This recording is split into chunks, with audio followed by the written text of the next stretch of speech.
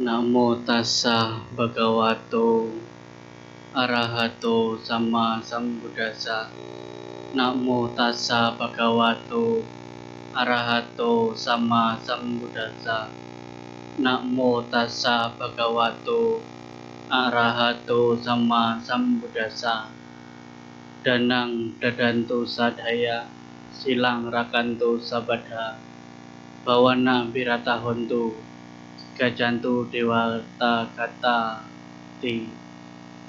Dengan keyakinan hendaknya dana diberikan dengan menjaga moralitas dan dengan melatih pikiran, seseorang terlahir di alam bahagia hingga realisasi pembebasan.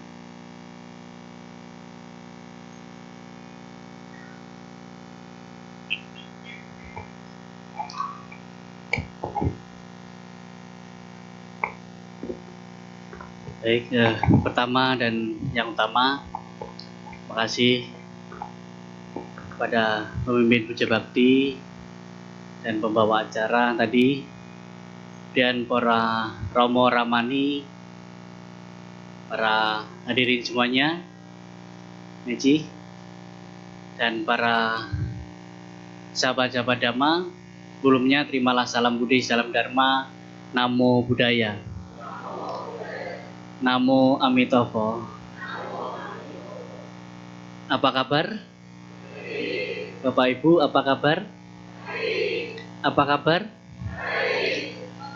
Bohong. Kenapa Bapak Ibu sering berbohong? Ketika ditanya apa kabar, jawabannya selalu baik. Padahal saya yakin di ruangan ini ada yang sedang tidak baik-baik saja.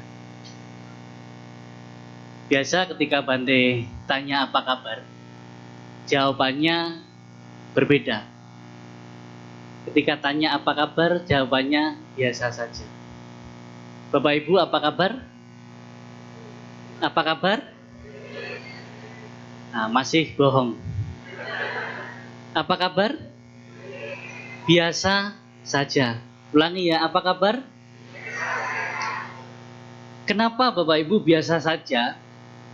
Karena kita harus menerima bahwa dalam hidup ini, bahkan setiap saat, setiap hari, kita mengalami kondisi yang suka maupun duka. Karena ini bagian kenyataan hidup di dalam 8 dhamma yang pasti, yaitu kita bahagia, bersedih, ada untung, ada rugi, ada dihina, dipuji. Ada 8 kondisi yang pasti dalam kehidupan ini. Tetapi kebodohan kita sebagai manusia, kita hanya mau menerima yang enaknya saja. Ini udah kondisi yang pasti tapi kita tolak. Dan setiap saat, setiap hari kita sering ketika ditanya apa kabar, baik, luar biasa, dan lain sebagainya. Oke, itu prinsip masing-masing. Tetapi ketika Bapak Ibu bilang baik, di sekitarnya, mungkin di samping kanan kiri Bapak Ibu baru saja kemalangan. Ataupun ketika Bapak Ibu bilang tidak baik, di samping Bapak Ibu sedang bergembira. Nah, tadi malam dapat lotre. Maka kita sebagai yang pembelajar Dhamma, sebenarnya kehidupan setiap saat itu biasa saja. Baik buruk apapun yang terjadi dalam kehidupan ini selalu silih berganti dan berubah. Maka biasa saja, suka dan duka. Ketika kedua hal ini kita bisa memahami, menerima, maka ketika kita dalam kondisi yang tidak baik-baik saja, kita tidak larut dalam kesedihan.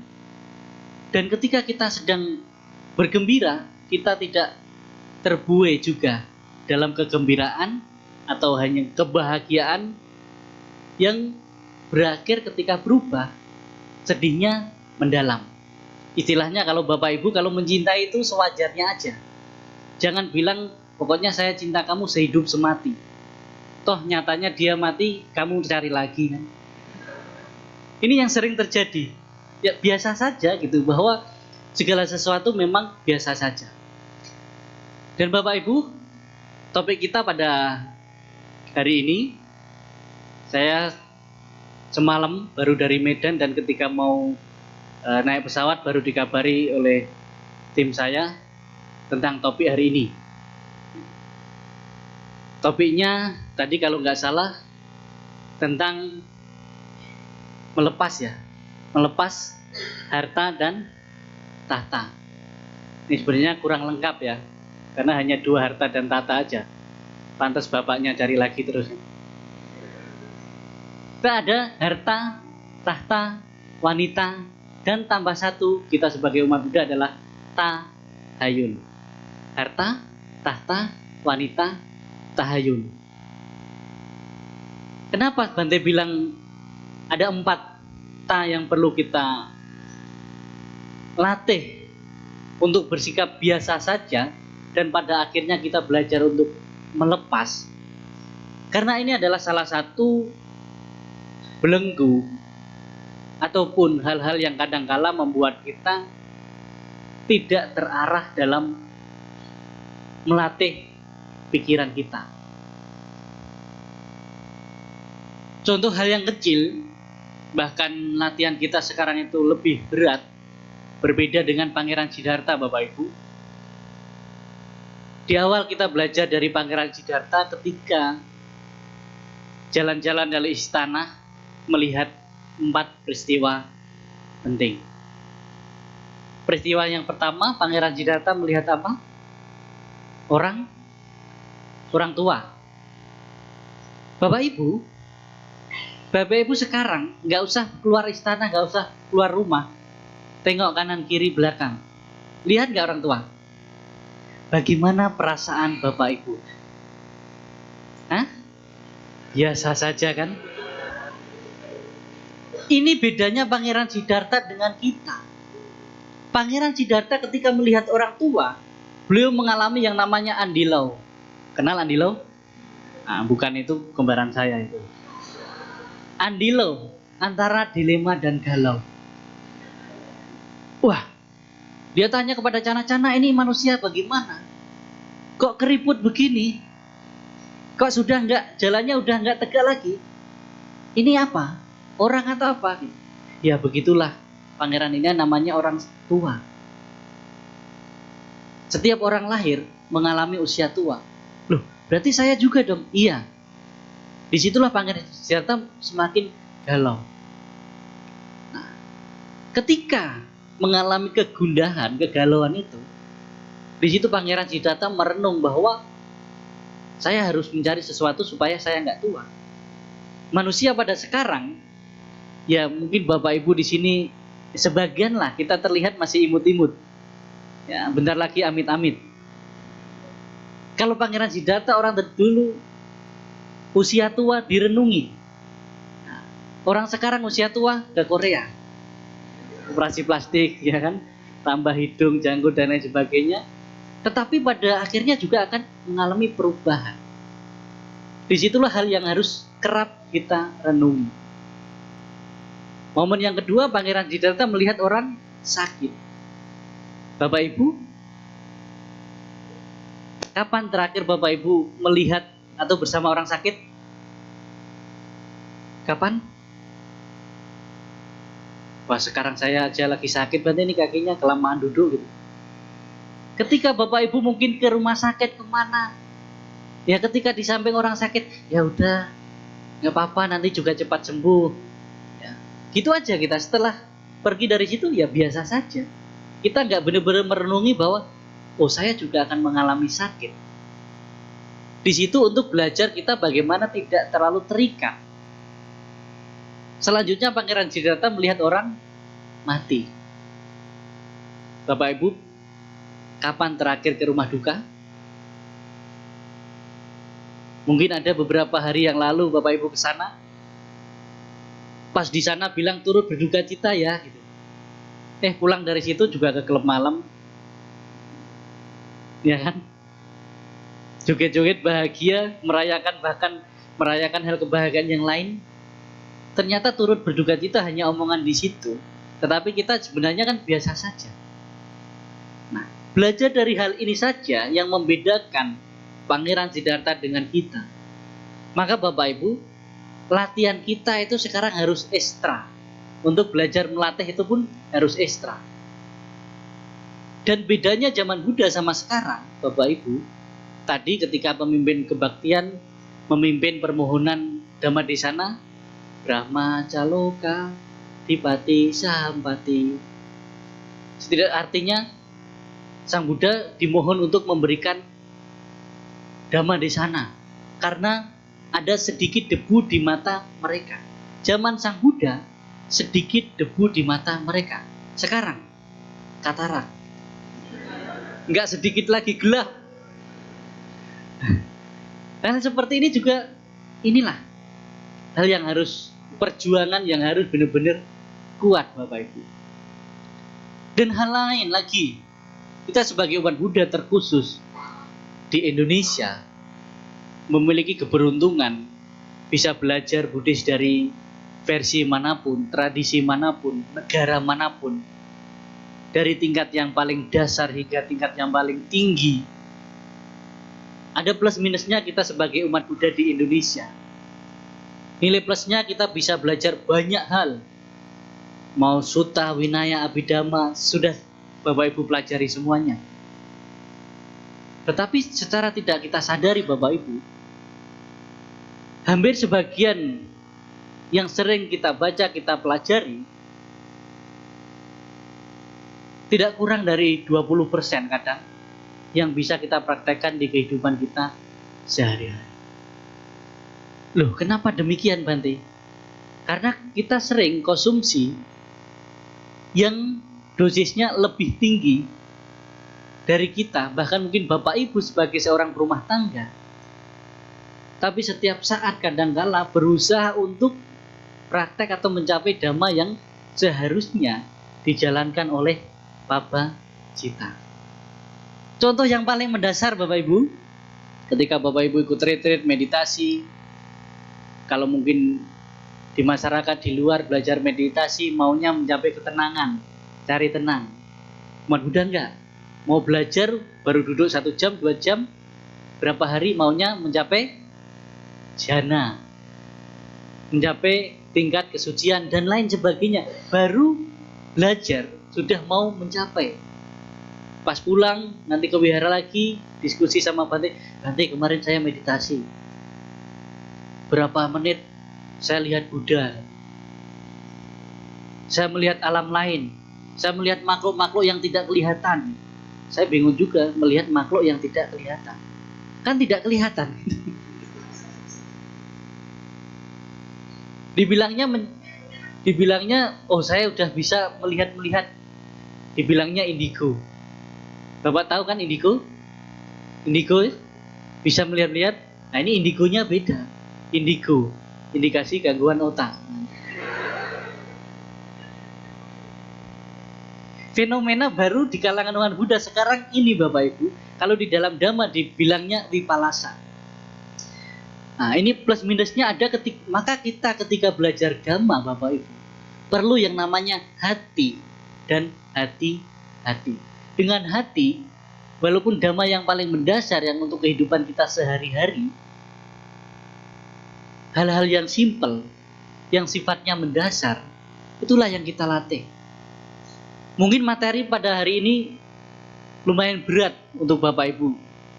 Bagaimana untuk belajar melepas tentang harta, tahta, wanita, tahayul. Sulit. Setidaknya boro-boro melepas harta. Bagaimana kita belajar untuk mencari atau mendapatkan materi dengan cara Dhamma, dengan cara ajaran Buddha. Itu hal yang paling mendasar. Apakah sudah selama ini mata pencarian kita itu benar? Boro-boro melepas tahta. Apakah sudah saya selama ini mencapai kedudukan, jabatan, lain sebagainya sudah secara benar sesuai Buddha Dhamma? Ini ada hal yang paling mendasar yang harus kita perbaiki dahulu. Nah, hal-hal inilah bagaimana kita sebagai umat Buddha, misalnya mata pencarian yang benar, daya upaya yang benar, praktek dhamma yang setidaknya praktek dhamma yang sesuai dengan dosis kita, Bapak Ibu. Dosis. Maksud Bante dosis kita di sini adalah ketika kita sebagai Bapak Ibu sebagai umat garawasa belajar dhamma, porsinya adalah untuk rumah tangga dan praktek untuk rumah tangga. Paling mendasar, bagaimana kita belajar untuk berdana. Berdana adalah latihan untuk kita melepas. Bagaimana untuk menjalankan sila, untuk disiplin keseharian kita. Bagaimana kita belajar untuk mendisiplinkan pikiran. Bijaksana mana yang memang harus saya lakukan, yang saya ucapkan. Ini adalah meditasi yang simpel sederhana adalah mendisiplinkan pikiran kita. 3 hal ini praktek yang mendasar bahwa sebagai umat Buddha perlu yang namanya dana, sila, dan samadhi. Samadhi di sini adalah bagaimana kita mendisiplinkan pikiran kita. Hal yang paling mendasar di sini, Bapak Ibu. Jadi untuk praktek keseharian seorang berumah tangga, ingat Sang Buddha mengajarkan dhamma bukan hanya kepada 5 orang pertapa. Bukan hanya kepada 5 orang pertapa. Tapi Sang Buddha juga membabarkan dhamma kepada Yasa, seorang rumah tangga. Kepada Tapusa dan Balika. Kepada Anatta Pindika.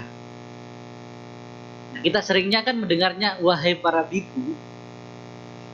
Padahal bapak-bapak belum biku kan. Tapi ketika Sang Buddha mengajarkan dhamma kepada Yasa, di situ ditekankan bagaimana pentingnya untuk rumah tangga melakukan kebajikan. Pentingnya melakukan kebajikan. Kemudian kepada Tapusa dan Balika bagaimana pentingnya melakukan kebajikan dan pentingnya melatih moralitas. Kalau zaman sekarang misalnya untuk umat Buddha, untuk anak-anak muda yang berbisnis, ada bisnis sesuai Buddha Dhamma. Wah, Bante duniawi dong. Ya kalau nggak mau duniawi mati dong. Masalahnya Bapak Ibu belajar Dhamma untuk berbisnis, untuk mata pencarian yang benar, ini adalah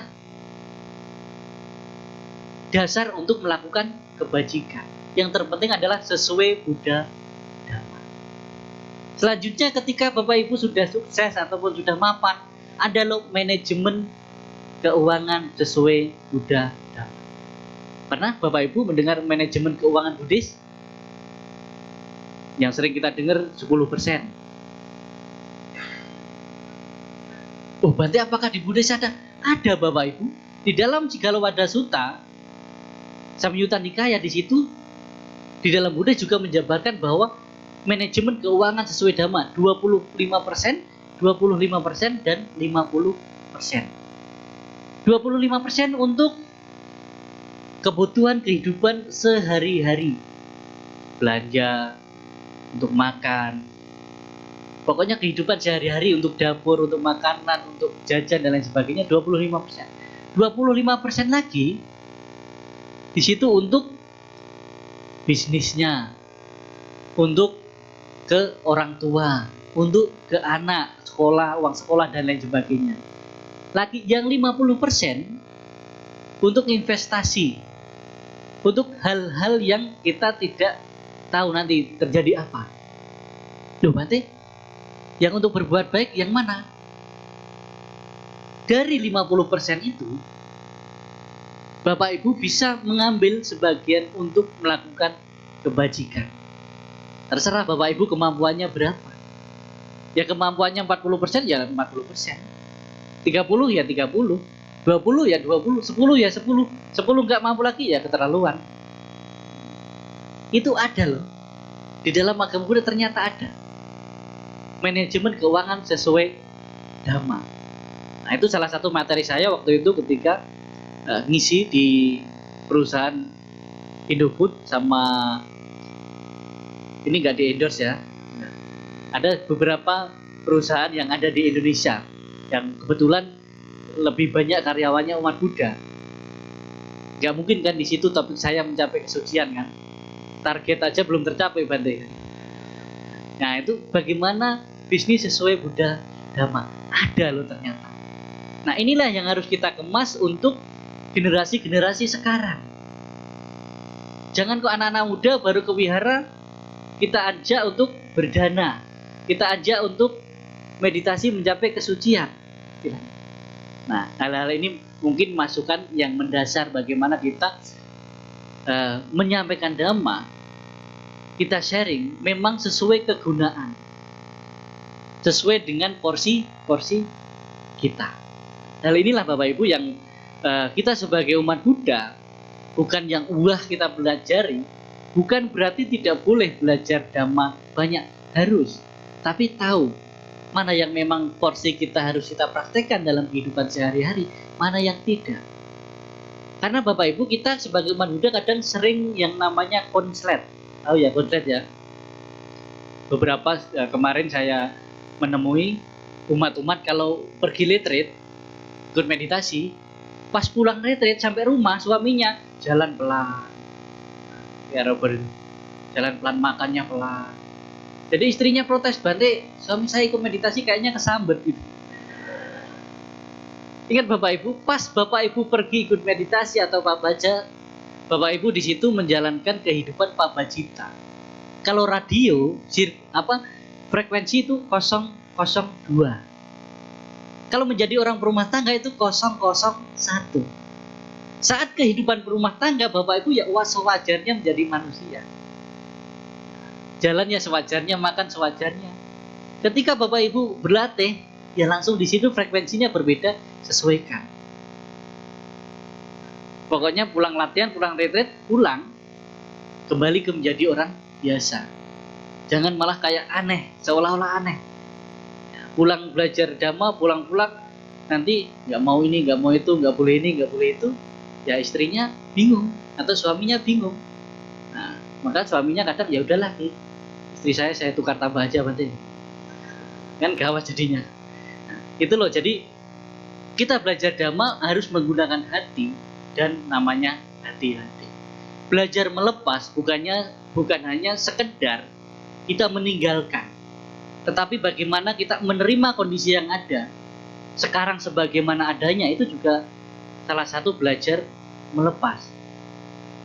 Bagaimana ketika kondisi berubah dari baik menjadi kurang baik, itu juga belajar melepas ketika kita bisa menerima kondisi yang ada sebagaimana adanya.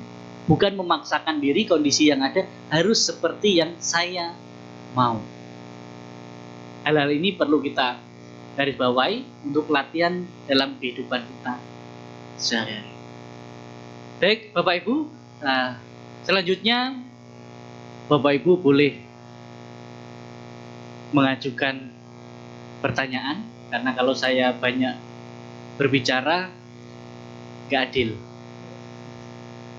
Silakan, karena terbiasa ketika menyampaikan saya nggak tahu apa yang Bapak Ibu belum tahu, dan ketika Bapak Ibu mau tahu apa saya belum tahu, maka utarakanlah apa yang belum tahu atau yang ingin diketahui.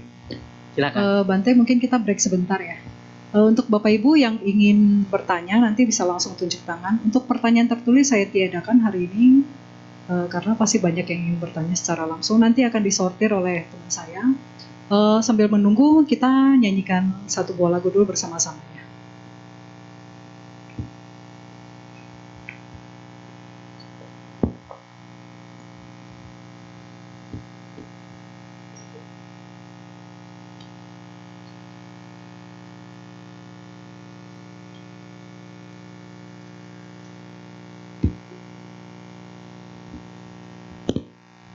Selamat siang Bapak Ibu.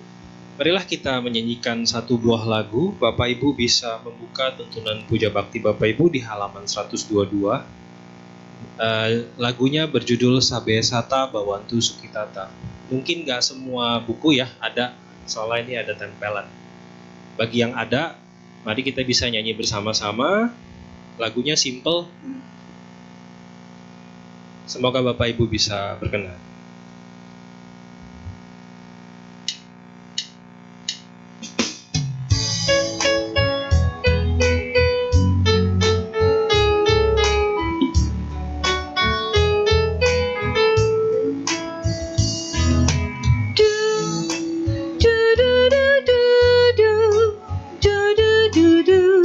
Semoga bahagia. Semoga bahagia.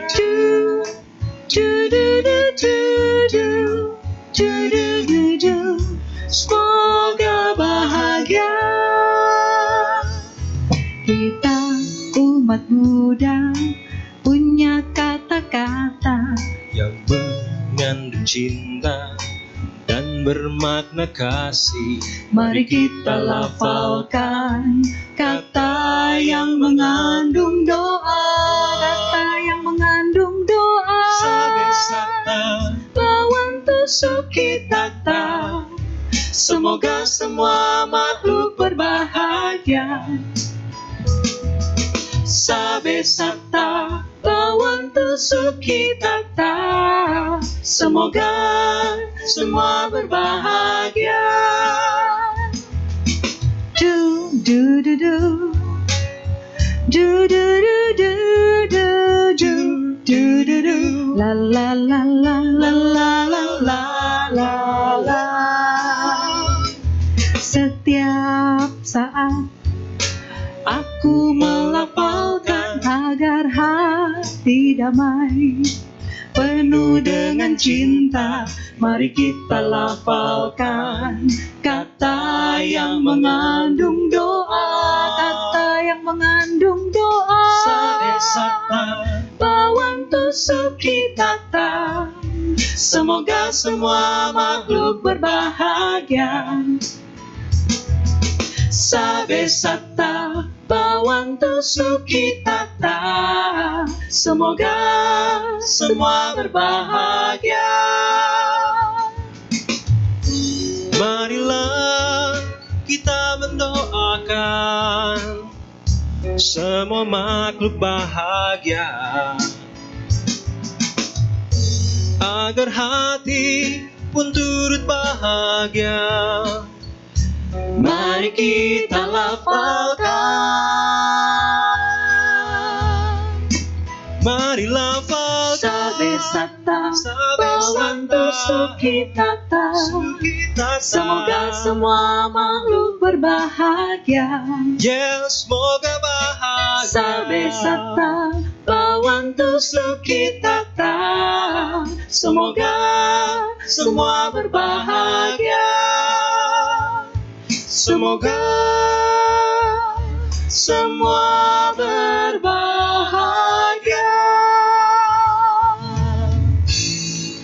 Oke, terima kasih. Baik, ini tiba saatnya kita akan memasuki sesi tanya jawab. Mungkin sebelum itu saya boleh bertanya ya Bante. Seperti yang kita lihat ya, mungkin kita juga penasaran. Ini awal mulanya Bante bisa berkolaborasi dengan Om Deddy dan Habib Jafar. Maaf, Habib Jafar itu bagaimana ceritanya Bante? Soalnya itu benar-benar menimbulkan terbentuknya satu harmonisasi antara umat beragama gitu. Boleh cerita sedikit Bante? Pastinya bermula dari saya diundang. Karena saya nggak mungkin tiba-tiba datang, karena saya bukan jelangkung ya. Ya, sebenarnya untuk kegiatan-kegiatan lintas agama di Medan sendiri, di Sumatera Utara, karena saya lebih sering stay-nya di wilayah Sumatera Utara, Aceh dan Nias.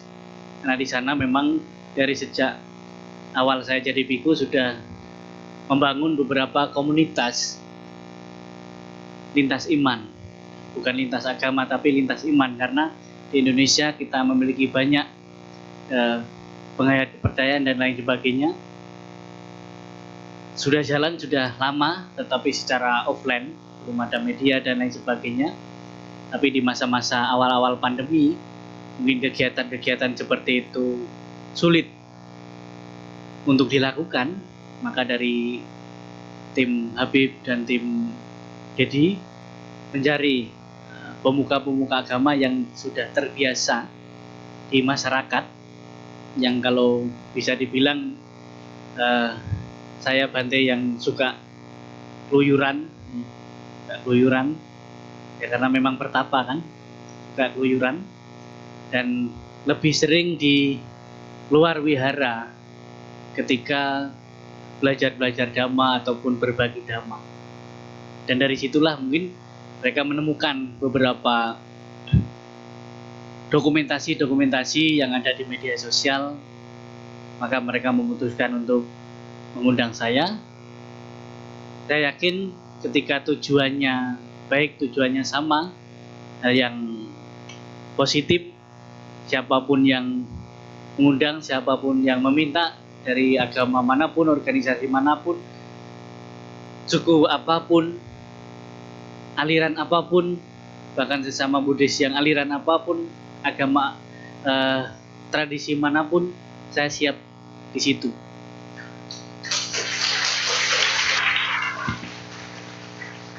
Dan itu menjadi salah satu kesempatan bagi saya untuk mengabdikan diri. Karena Bapak Ibu, saya seorang biku, tapi saya juga masih manusia. Maka kehidupan sebagai manusia harus bisa bermanfaat bagi manusia lainnya. Karena kita terlahir sebagai manusia yang berharga, harus bermanfaat bagi manusia lainnya, bukan memanfaatkan manusia lainnya untuk kita bertahan hidup. Dan kita sebagai manusia tidak cukup hanya berkembang biak, tetapi harus berkembang baik. Itulah yang membedakan kita manusia dengan makhluk lain. Bukan hanya berkembang biak, bukan hanya semakin banyak, tetapi harus juga semakin baik. Kalau Sang Buddha mengutarakan di dalam Dhammapada, kita sebagai manusia bukan hanya bertumbuh jasmani kita, tetapi juga harus bertumbuh secara pemikiran. Jangan hanya seperti sapi yang bertumbuh badannya aja dan pemikirannya enggak. Padahal ada sang sapi pinter kan di TV-TV kan main film juga ya. Mungkin itu, jadi enggak banyak latar belakang tapi akan banyak yang akan datang. Itu aja. Wah, luar biasa ya. Oh, baik, kita akan memasuki sesi tanya jawab. Untuk yang ingin bertanya, boleh langsung unjuk tangan. Nanti akan disortir sama teman-teman. Oke, silakan Bapak. Boleh ke depan aja.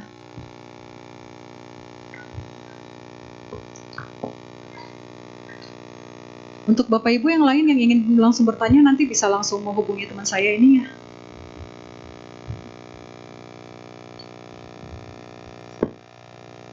Selamat pagi Bante. Jadi Tadi sempat Bante sebutkan bahwa melepas dan kemelekatan itu bukan hanya harta, tahta, tapi ada wanita dan tahayul. Jadi sebenarnya pertanyaanku lebih ke di kondisi sosial sekarang. Menurut saya banyak sekali kita tuh memikirkan sikap-sikap orang lain atau perbuatan-perbuatan orang lain yang mungkin udah lewat dulunya, tapi kita ada pemikiran bahwa mungkin dia udah nggak ngelakuinnya lagi. Tapi kita dari sisi kita mungkin ada kemelekatan di mana atau tidak bisa melepas juga. What if atau bagaimana jika dia melakukannya lagi dan itu bakal menyakiti diri kita. Dan juga mungkin ada satu sisi lagi di mana mungkin itu perbuatan yang sekarang dia mungkin kita udah nasihati misalnya, terus kita merasa kalau tidak ada perubahan itu bakal menyakiti kita, kan itu berarti belum bisa melepas dan belum bisa, masih melekat ya. Menurut Bante gimana dan gimana cara untuk solusinya? oke.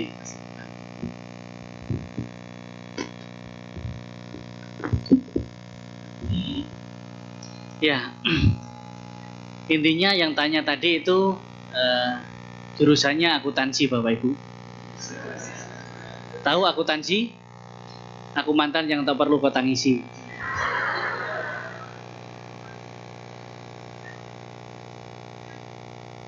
Baik, melepaskan yang memang sudah pergi itu kadang lebih mudah.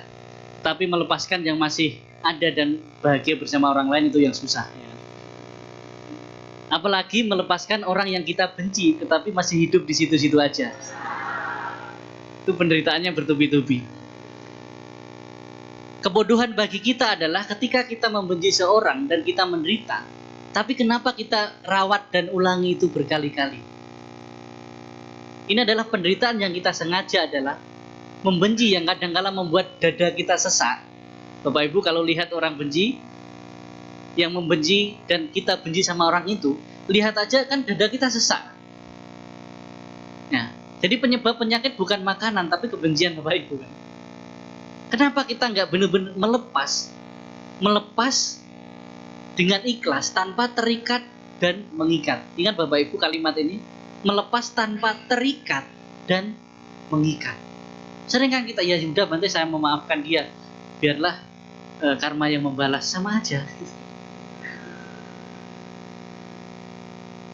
Ini justru kita malah menambah karma buruk lagi.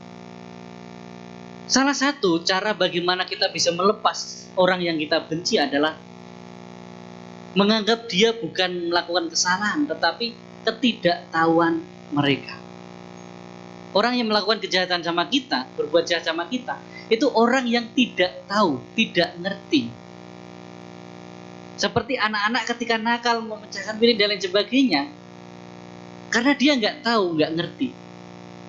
Jadi salah satu cara untuk bagaimana kita melepaskan kebencian kepada orang lain yang sudah pernah melakukan kesalahan sama kita adalah selain memaafkan adalah memaklumi bahwa memang dia nggak tahu, memang dia nggak ngerti.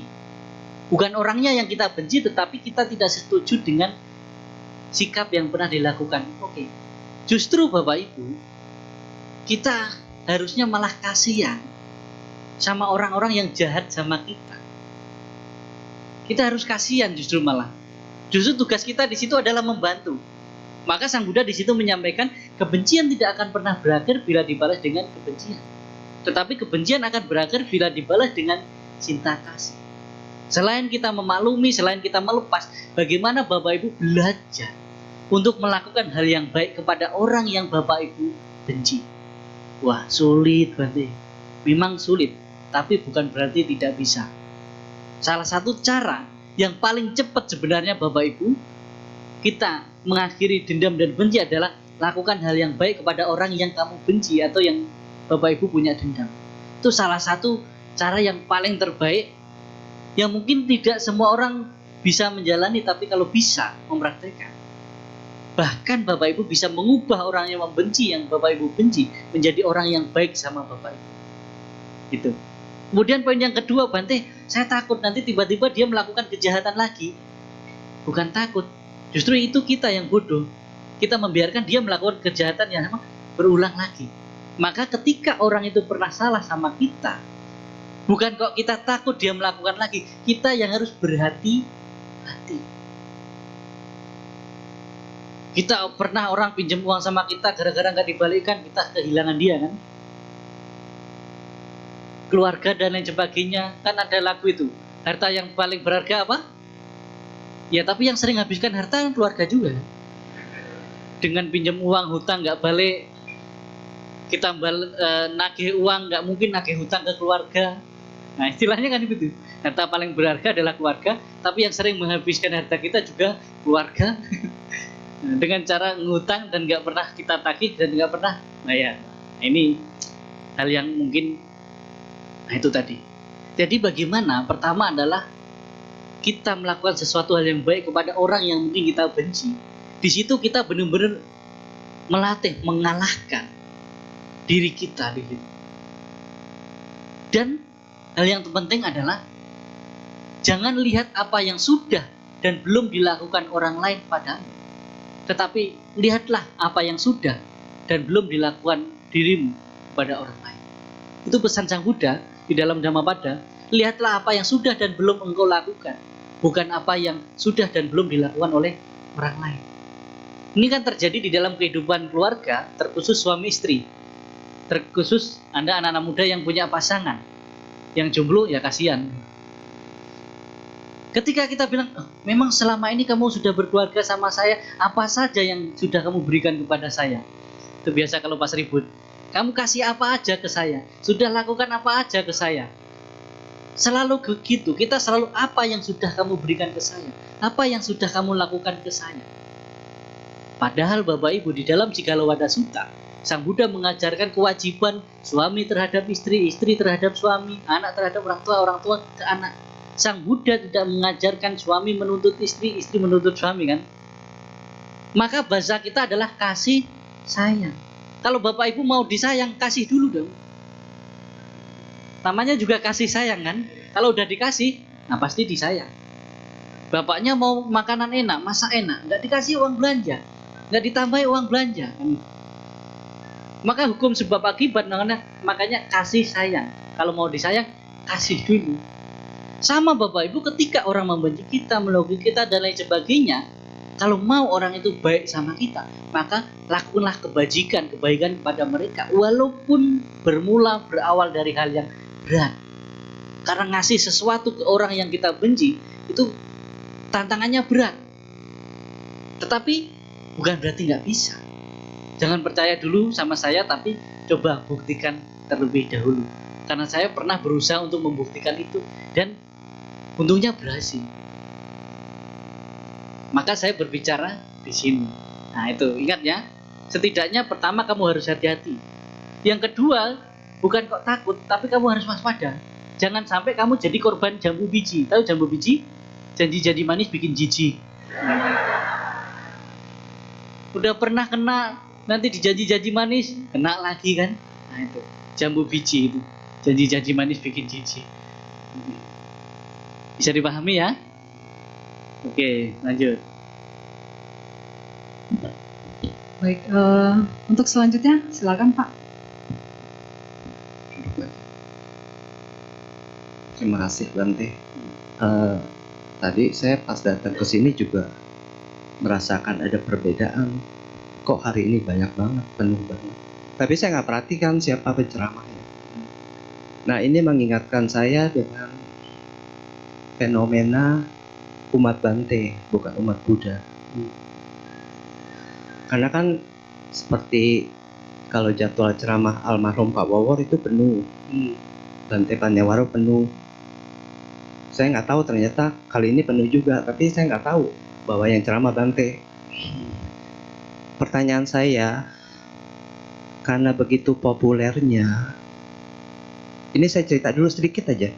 Ada satu Bante di Dhammacakka, dia pernah bilang, saya nggak tahu tiba-tiba saya diundang. Ya saya diundang, saya datang lagi, ternyata acara politik. Nah pertanyaan saya, karena politik Indonesia kan juga sedang frontal, pernah gak tanda petik Bante dimanfaatkan untuk ya seperti kampanye kayak gitu? Terima kasih. Baik, terima kasih Bapak Ibu. Tidak perlu jauh-jauh politik, sekarang aja saya lagi dimanfaatkan.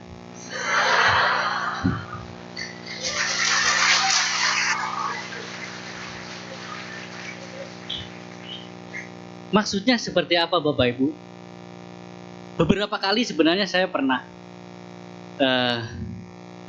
dulu pas di Medan, dulu pernah seorang tokoh politik itu pas acara saya lintas itu tiba-tiba minta foto dan lain sebagainya. Besok salah satu Bante udah ada di spanduknya. Dan apesnya dia nggak tahu bahwa beda pemuka agama Buddha dengan pemuka agama lain itu beda. Ketika pemuka agama lain ditaruh di situ, tambah pengikutnya. Pas wajah Bante yang dipasang berkurang gratis. Itu terjadi. Dan belakangan ini banyak juga fenomena-fenomena seperti itu. Ya, apalagi di kehidupan para Bante Sangha. Kan tidak terlibat dengan politik. Tergantung dong Bantenya siapa kadangkala.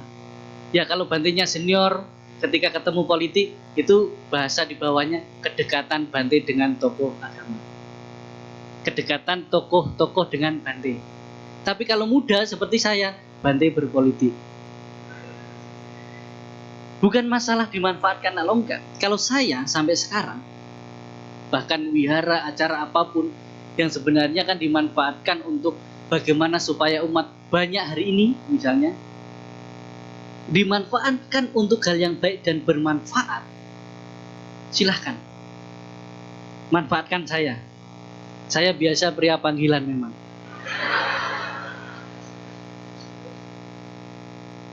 Silahkan gitu.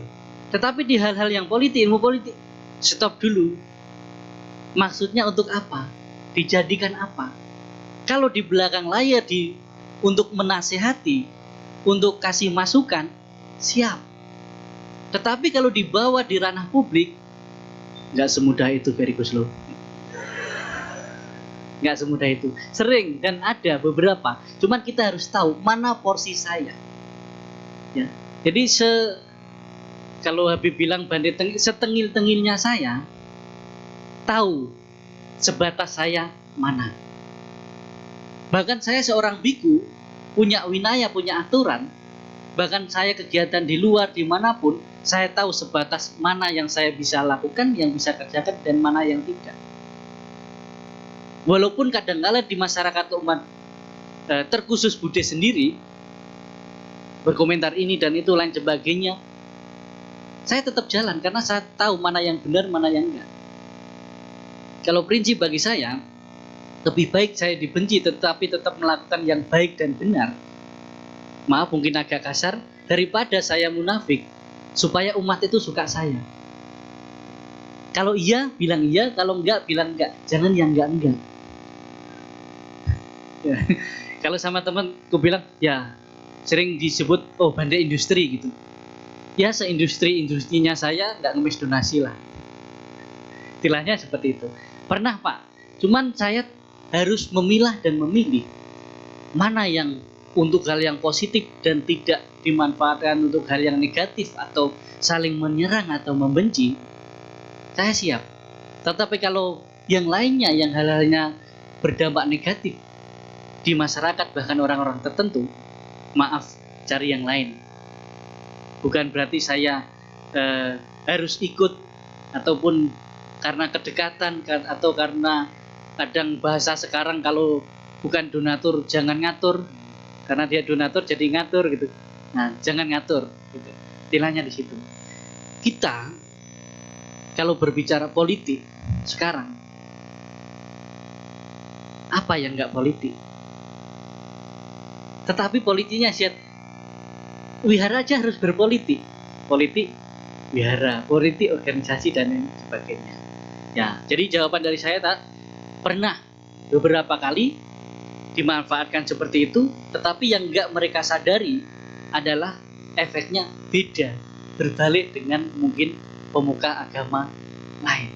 Karena umat kan tahu, loh ini kok Bante di sini, kok Bante malah di bawah ini, berarti orang ini enggak ngerti, enggak tahu. Jadi kita malah enggak berpihak. Nah, hal seperti itu kita menjadi seorang, misalnya Bapak Ibu menjadi rakyat yang harus istilahnya memilih orang, justru di situ malah menyadarkan, oh ini kok malah Bante dipakai, berarti dia ada hal-hal yang malah nggak cocok dong kalau tahu ini nggak boleh tapi dilakukan. Nah, seperti itu. Mungkin itu Pak dari saya. Nah, kalau belum cukup boleh tanyakan Bante. Terima kasih. Cukup ya Pak ya. Oke, mungkin kita selingi pertanyaan nih Bante. Hari ini ramai banget sampai ke bawah-bawah. Jadi ini pertanyaan dari bawah nih, Ya. karena mereka nggak bisa naik gitu. Jadi saya bacain nih Bante ya. Namo Buddhaya Bante, apabila ada orang yang berpandangan hukum karma berlaku sesuai perbuatan, maka ia bisa berbuat apa saja asal sanggup menerima karmanya.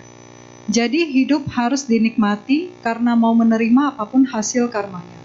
Tidak usah takut dalam perbuatan, toh hasilnya kita sendiri yang menerima. Bagaimana menurut Bante? Terima kasih. Sama halnya ketika Bapak Ibu dikasih tahu jangan makan ini banyak-banyak, jangan makan itu banyak-banyak, nanti sakit. Yuk, kan sakit saya yang nanggung sendiri. Masalahnya ketika Bapak Ibu sakit nyusahin orang lain. minta tolong orang lain, nyusahin orang lain, bahkan orang yang di sekitarnya nyusahin gitu loh. Kalau ditanggung sendiri, benar-benar sendiri, dan enggak. Dan efeknya kan lebih banyak menyusahkan orang lain, dan ketika kita menyusahkan orang lain, di situ karma buruk muncul baru. Sama, ketika karma tadi, oh berarti semua kan saya yang nanggung sendiri. Oke, Bapak Ibu, kita yang nanggung sendiri. Tetapi efeknya, ketika semakin berat, ketika kita menanggung, di situ kita menanam lagi, menanam lagi, dan lain sebagainya. Dan itu kadangkala perkataan orang yang tidak atau belum merasakan hasil dari perbuatan buruk yang dilakukan. Itu kan hanya pertanyaan ngarang. Oh, berarti yang penting kan saya kan nanggung sendiri. Tidak mungkin. Ketika Bapak Ibu sakit, kesakitan, baru sadar, iya, kenapa hari itu saya dikasih tahu nggak mau. Kenapa saya banyak minum gula ya, makan gula ya. Baru sadar. Ya memang penyesalan datang itu di akhir. Kalau di awal itu pendaftaran. Selalu seperti itu. Maka Bapak Ibu ketika kita tahu hal-hal seperti itu, nggak perlu ke diri kita lah. Belajar dari orang-orang lain. Belajar dari kisah-kisah. Belajar dari hal-hal yang udah dialami orang lain. Misalnya orang ketika bekerja tidak sesuai dhamma, mencari materi kekayaan tidak sesuai dhamma, nggak usah tunggu kehidupan yang akan datang. Kehidupan saat ini ada, kadang menderita, sakit-sakitan, kemalangan dan lain sebagainya terjadi. Nggak ada mereka benar-benar mampu atau sanggup menghadapi karma buruk yang mereka lalui. Walaupun memang awalnya berlalu, tetapi penderitaan itu siapa yang tahu? Kita minta ampun kan ketika sudah diinjak. Tapi ketika kita berbuat buruk gak apa-apa, nanti kan saya yang menanggung sendiri. Tapi ketika diinjak orang lain, kita akan merasa kesakitan, baru minta ampun. Kenapa harus minta ampun? Karena sebelumnya ketika dia menyakiti orang lain, tidak menyadari bahwa disakiti itu gak enak gitu. Ibaratkan kalau kita merasa sakit dipukul orang, jangan mukul orang, itu hal yang simpel. Bukan kok saya mukul orang, gak apa-apa kan nanti saya yang nanggung sendiri. Tetapi ketika kita dipukul, kita juga kesakitan dan kita juga minta ampun. Itu hal yang sebenarnya simpel, sepele, sederhana. Kama saka, kama dayada, kama yani, kama bandu, kama pati sarana, yang kama karisanti, kalianang wa papa kamwa, tasa dayada bawisanti. Tidak ada orang yang benar-benar menderita, dia siap menerima akibat karma buruknya. Tapi bagaimana dia berusaha harus berbuat baik, harus melakukan baik, karena seseorang mengalami atau ingin atau harus merasakan kebahagiaan itu sendiri. Gitu. Terima kasih. Ini untuk penanya yang di bawah terjawab ya. Mungkin ada yang mau bertanya lagi? Ya, silakan. Namo Buddhaya Bante. Pertanyaan saya, di Buddhis itu kan kita diajarkan untuk selalu berbuat baik ya Bante. Tapi ada kalanya kadang di saat kita berbuat baik itu di rumah, di keluarga, di kantor, maupun lingkungan teman, ada hal-hal baik yang menurut kita melakukannya untuk baik untuk mereka, tapi ternyata dipandang salah oleh mereka. Nah, dari hal itu, sekarang jadi kita lebih berhati-hati dalam berbuat baik dan milih-milih orang untuk Bante. Menurut Bante, bagaimana menyikapi hal ini? Terima kasih Bante. Terima kasih. Pertama yang ingin saya sampaikan ke Bapak Ibu, ketika kebaikan dan kepedulian kita tidak dihargai orang lain, disitulah kita sedang belajar tentang ketulusan hati. Dan ketika kebaikan dan kepedulian kita nggak dihargai orang lain, ingatlah hal itu akan sangat berharga bagi diri kita sendiri di suatu hari nanti. Ketika Bapak Ibu berbuat baik, mengharapkan orang itu baik kepada kita, di situ bukan kebaikan, tetapi di situ adalah suatu transaksi atau jual beli istilahnya. Tapi ketika kita berbuat baik, kita membentuk diri kita menjadi orang baik, bukan membentuk supaya orang melihat bahwa diri kita baik. Kita berdana, kita berbuat baik ke wihara, bukan untuk supaya orang mengenal saya sebagai donatur, orang mengenal saya sebagai orang yang murah hati. Tetapi bagaimana kita membentuk diri kita menjadi orang baik karena kebaikan kita, bukan karena pengakuan orang lain. Dan ketika kita udah berbuat baik sama orang itu, tapi kita dimanfaatkan misalnya, kalau saya sering bilang, ya berarti saya masih bermanfaat bagi orang lain. Tetapi kalau itu keterlaluan, ya jangan bodoh, kita cari objek lain yang untuk berbuat baik. Jangan sampai kita melukai hati kita dengan perbuatan kita sendiri yang sebenarnya kita bisa mengalihkan ke hal-hal yang lainnya. Jangan sampai Bapak Ibu kecewa nggak mau ke wihara hanya karena berdana di wihara nggak dibilang terima kasih. Atau gara-gara Bapak Ibu donatur di wihara Damasuka, pas kesini nggak dikasih tempat duduk paling depan. Lalu habis itu nggak mau dana lagi, rugi dong. Ya kan, rugi di sendiri kita. Maka kita umat Buddha yang namanya memberi itu kita belajar melepas dan tidak mengharap kembali. Maka memberi. Dan Bapak Ibu, ketika kita memberi berbuat baik, kita mengharap bahagia. Kalau ada orang bilang terima kasih, menghormati kita, menghargai kita, di situ sebenarnya jebakan bagi kita. Karena suatu saat ketika orang nggak bilang terima kasih, kita nggak berbuat baik lagi. Sering Bapak Ibu, kita bahkan diajarkan, bahkan kita ngajarkan, ketika kita dikasih, kita bilang terima kasih. Tetapi latihan yang harus kita lakukan juga Bapak Ibu, ketika kita berdana, ketika kita berbuat baik, kita juga harus terima kasih kepada orang yang kita bantu. Mungkin ini agak lain.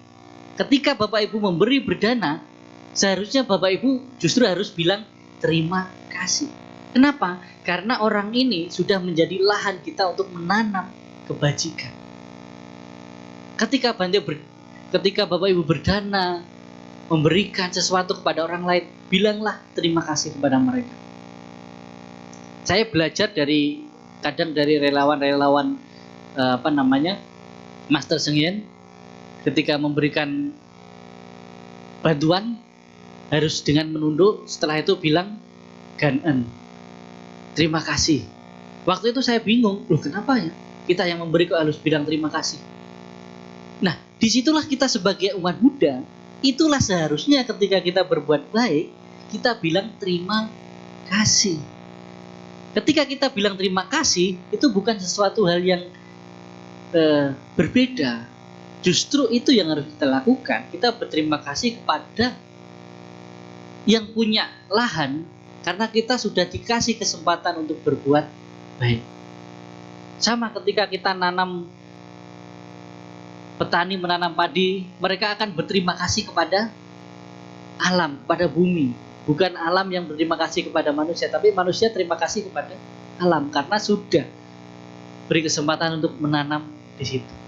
Jadi Bapak Ibu, coba latih ketika kita berbuat baik, ketika kita memberi, kita belajar untuk bilang terima kasih.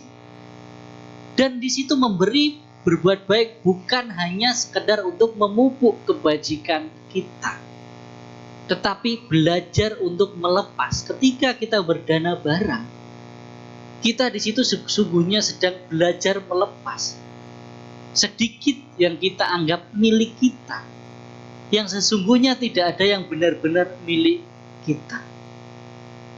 Berdana bukan hanya sekedar memupuk kebajikan, tetapi di situ adalah sarana untuk kita melatih, belajar tentang melepas, belajar tentang melepas, belajar tentang ikhlas, belajar tentang rela. Nah, gitu. Maka sering orang menjadi sosial. Kalau Bapak Ibu menjadi sosial harus benar-benar ikhlas rela. Kalau nggak ikhlas rela, maka Bapak Ibu sering menjadi sosial. Sial ini, yang di sini sial ini kan sering seperti itu. Nah, inilah efeknya ketika kita berbuat baik supaya kita terlihat baik. Supaya kita berbuat baik harus tertulis di mana-mana nama kita. Ya. Tapi bagaimana kita membentuk diri kita dari dalam bahwa saya harus membangun diri saya menjadi orang yang rela, menjadi orang yang baik. Tidak perlu orang mengakui kita. Itu saja. Terima kasih. Udah bisa diterima ya? Baik, ini ada pertanyaan lagi dari umat yang berada di bawah, Bante. Namo Buddhaya, Bante, izin bertanya, apakah white lies bisa ditoleransi dalam bisnis? Jika kita dalam bisnis selalu menginginkan lebih, apakah ini kemelekatan? Jika iya, bagaimana agar selalu dalam koridor Buddha Dharma? Terima kasih. Berharap lebih ya istilahnya lah. Ya kalau itu sesuai kemampuanmu dan kamu bisa, ya tidak masalah. Kalau sesuai kemampuan dan bisa, dan harus sesuai dengan Dhamma, tidak menyalahi aturan-aturan sesuai Buddha Dhamma. Ingat Bapak Ibu, pekerjaan yang kita lakukan, target yang kita lakukan, yang terpenting adalah kita menerima efeknya. Siap menerima, istilahnya gini, menerima, ya kalau memang tidak sesuai target, ya nggak apa-apa. Kalau ini tidak membuat dirimu menderita, dan kamu yakin dengan kemampuanmu, kenapa tidak? Bedakan antara keserakahan dan hal yang harus dicapai, ataupun kemampuan kita yang bisa menghasilkan sesuatu yang sepadan dengan diri kita. Yang tidak pas kadangkala diri kita adalah penderitaan yang kita sengaja adalah menginginkan keinginan orang lain menjadi keinginan kita juga. Kita berusaha keras, berhasil mampu seperti orang yang capai. Maksudnya bagaimana Bapak Ibu? Kita sering membandingkan diri kita dengan orang lain. Dengan bilang saya harus lebih baik dari orang lain, saya harus lebih sukses dari orang lain, saya harus lebih kaya dari orang lain. Maka disitulah Bapak Ibu tidak akan pernah selesai. Karena orang lain gak akan pernah ada habisnya. Tetapi kalau Bapak Ibu tanamkan di dalam diri bahwa saya harus lebih baik dari diri saya sebelumnya, saya harus lebih sukses dari diri saya sebelumnya. Dalam hal praktek, saya harus lebih berhasil dari diri saya sebelumnya. Ketika Bapak Ibu berusaha setiap hari, setiap saat lebih baik dari diri kita sebelumnya, maka di situ tidak ada tekanan dan tertekan. Tetapi kalau kita harus berusaha terus menjadi lebih baik dari orang lain, lama-lama juga nggak akan pernah selesai. Gitu. Nggak mungkin kita bisa memenuhi kebutuhan itu. Seorang bijak menyampaikan, dunia ini cukup untuk memenuhi kebutuhan seluruh manusia. Tetapi dunia ini tidak cukup untuk memenuhi satu keinginan manusia. Mahatma Gandhi pernah bilang demikian. Semua dunia ini sebenarnya cukup untuk memenuhi semua manusia, tetapi tidak cukup untuk memenuhi satu keinginan manusia atau keserakahan manusia. Nah, kembali ke pertanyaan tadi, kalau itu memang sesuai porsi dan kemampuan kamu, dan ingat prosesnya sesuai dengan Dhamma, ya tidak masalah. Ya sah-sah saja.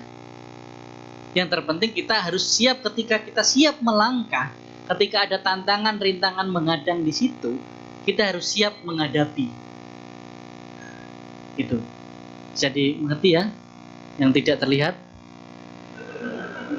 kan di bawah.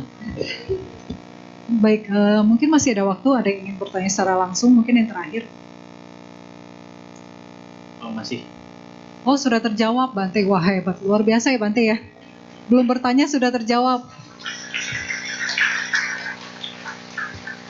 Ini ada pertanyaan terakhir ya, Bante, secara tertulis. Sukihotu, bagaimana pandangan Bante mengenai indigo atau peramal yang bisa melihat masa depan dan atau masa lalu? Pandangan ya, pandangan saya gelap sih. Tanya pandangannya. Ya kita sebagai Buddhis menerima bahwa hal itu memang ada, betul adanya. Tapi saya punya hak untuk tidak mempercayai beberapa orang.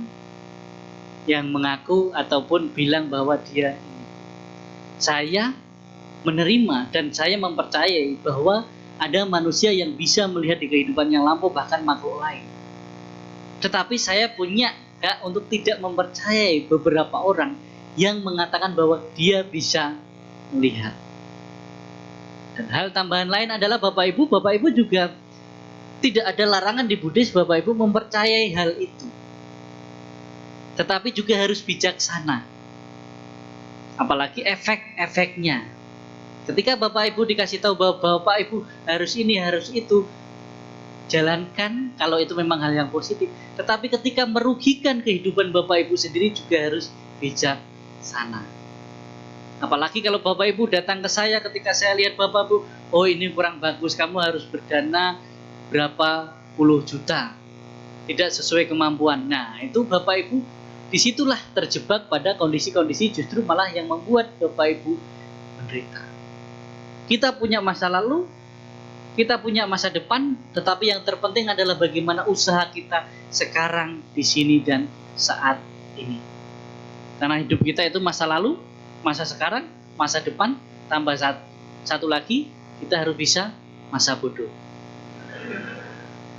Ya karena belakangan ini sebenarnya fenomena seperti ini muncul di masyarakat, bahkan ada akun TikToknya, bahkan live ya ini Bante kodamnya kalajengking gitu.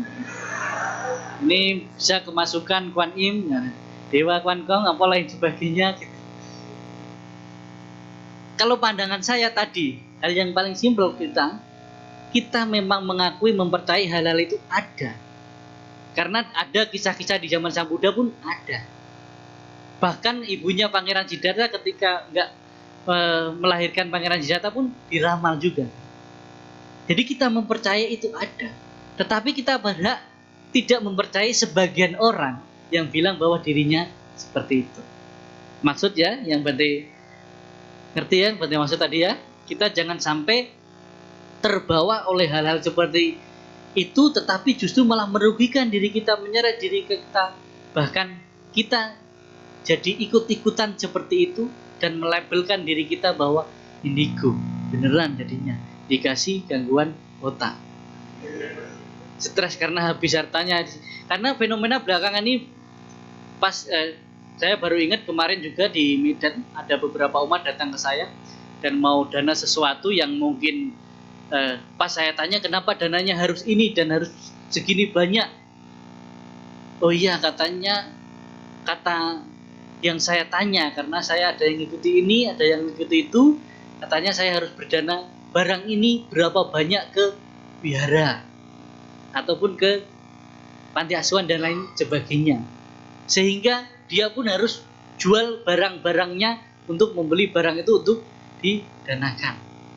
Dan akhirnya menjadi problem di keluarganya, malah keributan di keluarganya.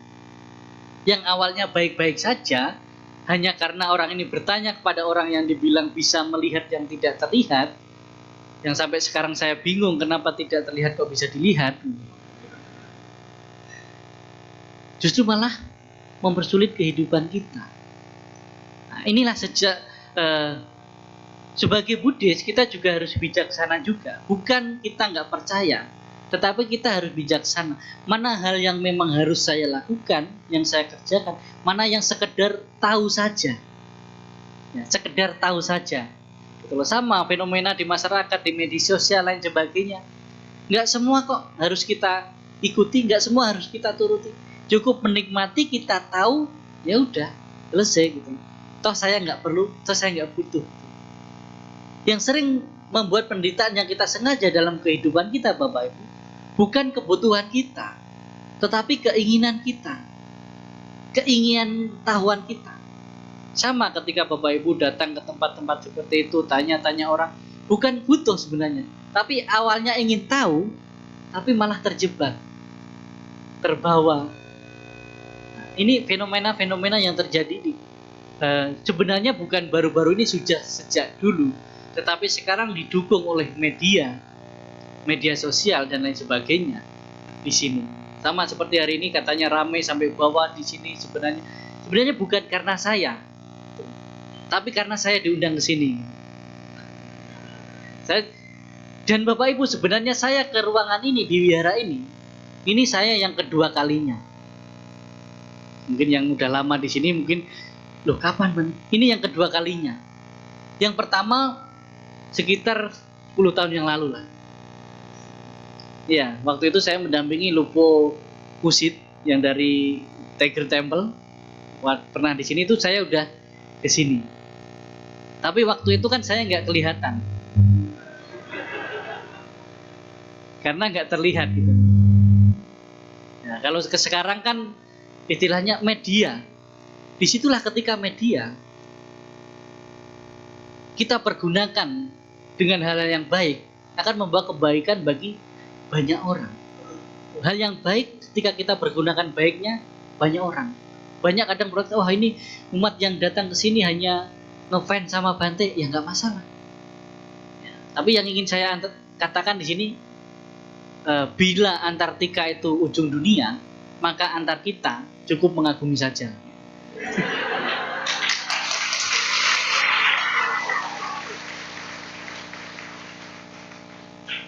Jadi Bapak Ibu, kembali ke topik tadi karena katanya pertanyaan terakhir, tapi masih ada waktu lah ya kan.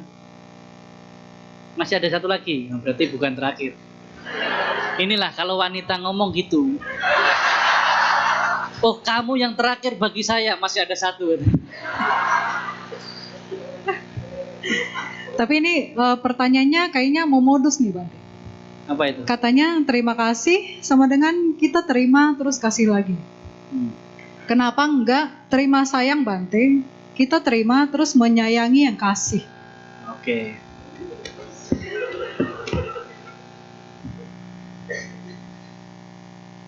Terima kasih. Terima sayang ya, menerima dan kita menyayangi yang kasih.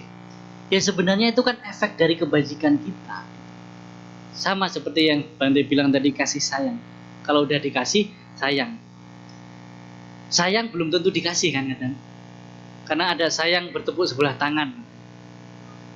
Itu hal yang menderita disengaja kan, kamu suka dia, dia suka yang lain kan. Sama seperti hal ini. Kalau kita terima kasih, menerima, nanti kita mengasihi mereka, itu hal yang biasa di masyarakat. Hal yang wajar dan sering kita lakukan. Tetapi kita terima kasih, dua-duanya kita yang mengucapkan terima kasih dan kita nggak menerima apapun, itu latihan yang harus kita latih. Maka di dalam dasa paramita 10 kebajikan, yang pertama adalah dana parami. Bapak Ibu, dana parami tadi udah saya sebutkan bahwa itu bukan tentang hanya memupuk kebajikan, tetapi belajar melepas. Kenapa 10 kebajikan kok hanya pertama harus dana parami Bante? Karena Bapak itu untuk belajar, untuk melepas sesuatu, kita harus mulai dari melepas hal yang kecil tadi, materi-materi kita. Maka dibilang tadi yang awal saya bilang tadi, danang dadantu sadaya, silang rakantu sabada, bawana birata hontu gajantu dewata kata. Hendaknya sila dilatih dengan baik. Hendaknya dana itu diberikan dengan benar, hendaknya pikiran itu didisiplinkan, dan di situ membawa kebahagiaan kita di kehidupan sekarang sampai kehidupan yang akan datang. Dan kenapa dana sila samadhi? Ketika Bapak Ibu menjalankan praktek dana, memang itu mudah, tetapi kebajikannya kecil. Kalau mau kebajikannya besar ditambah dengan menjalankan sila, memang lebih sulit, tapi kebajikannya lebih besar. Lebih besar lagi dan lebih sulit lagi ditambah dengan meditasi. Jadi dana, sila, samadhi itu pun prosesnya berbeda-beda, semakin sulit. Maka kelahiran-kelahiran selanjutnya juga berbeda-beda. Maka kita di dalam agama Buddha, bahkan surga dan neraka bukan hanya satu kan. Surga di dalam agama Buddha berapa? Berapa?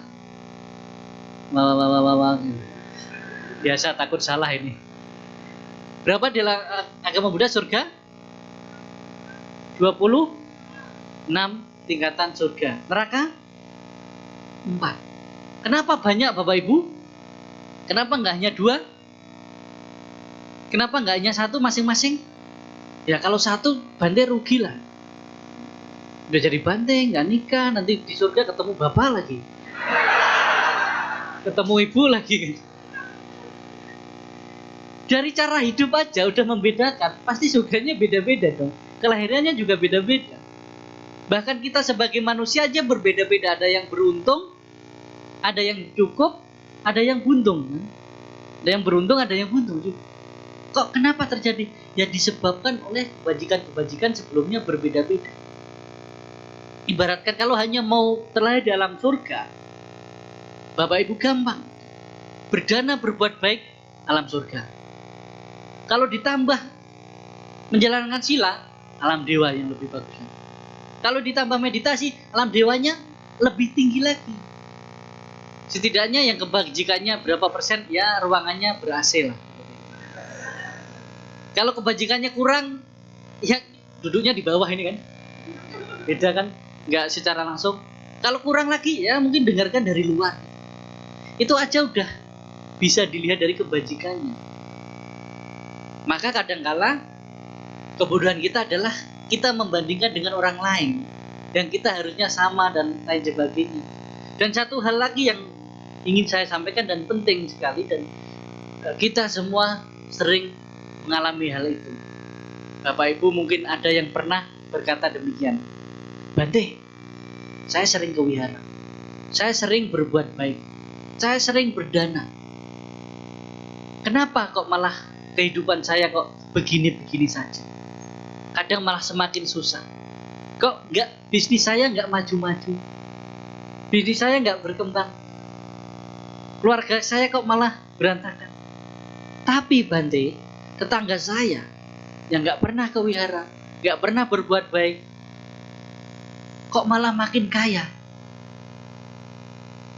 Kok malah makin berkembang? Pernah Bapak Ibu berpikir demikian? Pernah? Kita semua pernah seperti itu. Kenapa? Seharusnya Bapak Ibu kita balik.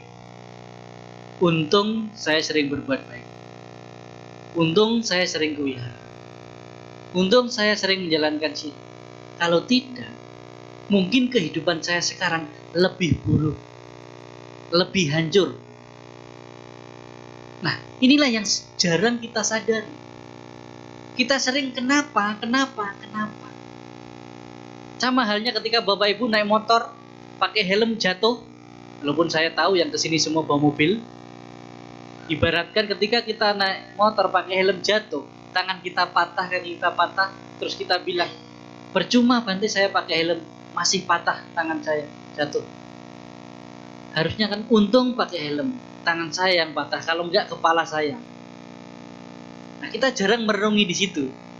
Jadi Bapak Ibu, kondisi saat ini, Bapak Ibu itu kondisi yang terbaik ketika Bapak Ibu berbuat baik, walaupun kondisinya belum sesuai keinginan kita. Tetapi kita yakin bahwa inilah yang seharusnya saya lakukan, kebaikan ini, dan kondisi sekarang itu kondisi yang terbaik bagi saya. Maka kalau belum baik, maka kita tambah lagi kebaikan kita, tambah lagi kebajikan kita. Jangan sampai kondisi yang kurang baik melunturkan semangat kita untuk belajar dhamma, semangat kita untuk berbuat baik. Hal-hal ini kadang-kala sepele Bapak Ibu, tapi kita sering justru malah membuat diri kita tidak semangat hanya karena tantangan dan rintangan yang menghadap. Karena dalam praktek dhamma, kadang-kala kita harus terbentur, maka kita baru bisa terbentuk. Kalau hal-hal sesuatu yang mudah didapatkan, akan mudah hilang juga. Tetapi kalau sulit mendapatkannya, ketika kita memiliki, kita benar-benar menjaga, benar-benar memanfaatkan. Dan itu sesuatu hal yang bermakna. Begitu juga dengan praktek dhamma. Kalau mudah-mudah saja, gampang-gampang saja, jangan-jangan itu belum benar. Itu hanya sekedar baik. Karena Bapak Ibu, yang baik belum tentu benar. Tetapi yang benar sudah pasti baik. Kalau ada yang tiba-tiba datang baik-baik, hati-hati, jangan-jangan siluman. Kadang kan itu, nggak pernah WA, nggak pernah telepon, tiba-tiba WA, pinjem dong 500. Seperti itu. Jadi Bapak Ibu, hal-hal tadi, perenungan-perenungan kecil, perenungan yang harus kita latih di dalam kehidupan kita sehari-hari. Intinya untuk belajar dhamma kita jangan takut melangkah. Yang terpenting langkah kita tidak menakutkan orang lain. Karena hidup ini adalah tentang perjalanan. Cepat itu nggak harus berlari, apalagi lari dari kenyataan. Karena kita sering lari dari kenyataan, tidak menerima kenyataan, bahkan kita tidak pernah menghadapi tantangan dan rintangan, tapi kita menghindari hal-hal yang sulit yang seharusnya kita lalui atau kita lewati. Dalam hidup ini Bapak Ibu, tidak ada yang namanya masalah. Yang ada hanyalah tantangan dan rintangan. Kalau kita menganggap bahwa hidup ini ada masalah, maka akan terasa berat. Tetapi ketika kita menyadari bahwa hidup ini adalah tantangan dan rintangan, maka harus kita lewati. Anak-anak muda tahu bahwa hidup ini seperti main game. Kalau Anda mau naik level, berarti harus siap tantangan dan rintangan. Ketika naik level lagi, tantangan dan rintangan makin berat, harus dilewati lagi, maka akan naik level lagi. Kalau mau terus naik level sampai garis finish, harus siap dengan tantangan dan rintangan yang lebih susah, yang lebih berat. Jangan anggap itu sebagai masalah, karena ketika anggap sebagai masalah, akan terasa berat. Tetapi anggaplah itu menjadi tantangan dan rintangan. Maka ada upaya untuk melewati, menyelesaikan. Dalam hidup ini tidak ada tantangan dan rintangan yang tidak bisa diselesaikan. Kalau nggak bisa diselesaikan, kita harus lewati. Bapak Ibu tidak terlalu berpikir, jangan terlalu berpikir berlebihan. Dalam hidup ini kalau kita bilang masalah, hanya ada 2 masalah. Yang pertama, masalah yang bisa diselesaikan. Yang kedua, masalah yang tidak bisa diselesaikan. Poin pertama, kalau masalah itu bisa diselesaikan, ngapain terlalu dipikirkan sampai stres? Lawang bisa diselesaikan kok. Yang kedua, masalah tidak bisa diselesaikan. Lawang nggak bisa diselesaikan kok dipikirkan. Ya kan? Berarti dalam hidup ini kalau kita anggap tantangan dan rintangan harus lewati. Kalau kita anggap masalah, ada 2 masalah. Masalah yang bisa diselesaikan dan masalah yang tidak bisa diselesaikan. Kalau memang itu bisa diselesaikan, nggak usah stres, selesaikan. Kalau memang itu nggak bisa diselesaikan, ya nggak usah stres, kalau nggak bisa diselesaikan kok. Kalau memang itu udah lewat, udah berlalu, ya dilepaskan. Kalau memang itu menjadi masa depan yang bisa diupayakan, ya upayakan dengan hati-hati. Kemanapun kita melangkah, tinggalkan jejak kebaikan dan kebenaran. Tadi, ketika kita berbuat baik, ketika kebaikan kita tidak dihargai orang lain, maka belajarlah bahwa kita sedang belajar tentang ketulusan hati. Karena hidup ini harus dijalani dengan hati dan hati-hati, jangan sampai melukai lain hati. Karena ketika hidup kita melukai lain hati, maka hati kita juga suatu saat akan terluka. Jangan remehkan kebajikan walaupun kecil, karena itu akan menolong di kesulitan-kesulitanmu yang besar. Dan jangan remehkan kejahatan walaupun kecil, karena kadangkala itu menjadi api malapetaka bagi kehidupan kita. Hal kecil yang baik harus kita perbesar, hal buruk kecil harus benar-benar kita tekan, dan tekan. Ingat pesan terakhir Sang Buddha, Wayadamata Sangkara Apamadena Sampadeta, bahwa segala sesuatu yang berkondisi yang tersusun dalam kehidupan ini tidak ada yang tetap, tidak ada yang pasti, tidak ada yang permanen.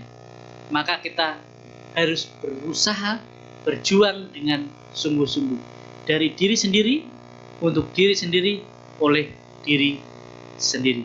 Kehidupan kita di luar diri kita adalah di luar diri kita, tetapi untuk menyempurnakan kehidupan kita, kita harus berinteraksi, berlaku baik kepada apapun yang ada di sekitar diri kita. Itu yang bisa disampaikan.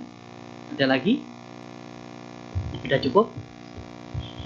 Ya, Bante juga sudah memberikan quote-nya. Saya juga ada quote-nya nih, Bante. Izin, Bante. Jadi quote tentang quote. Quote cuma sebuah quote jika yang membaca hanya menganggapnya sebagai sebuah hiburan. Quote akan menjadi sebuah motivasi jika yang membacanya sedang berada di titik paling rendahnya. Keyakinan pada sebuah quote tergantung siapa penulisnya. Tapi keyakinan pada Buddha Dharma sudah pasti tidak ada penggantinya. Bukan orang suci, Bante Dira Punyotera.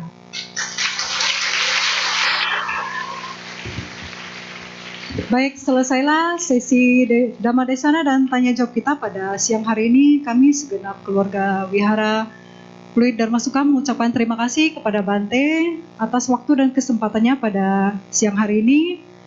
Umat dipersilakan untuk bangkit berdiri. Yang mulia Bante akan meninggalkan ruangan Dhammasala. Baik, terima kasih. Akhir kata dari saya, Namo Buddhaya. Namo Amitabha.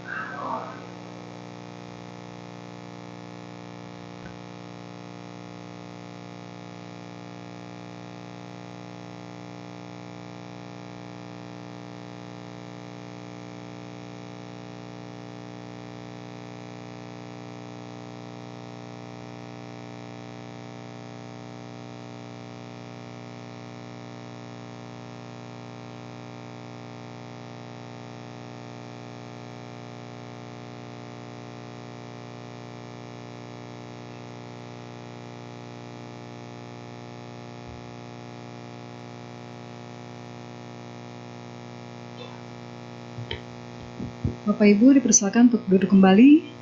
Kini tiba saatnya kita akan melengkapi kebajikan kita pada hari ini dengan melakukan dana paramita.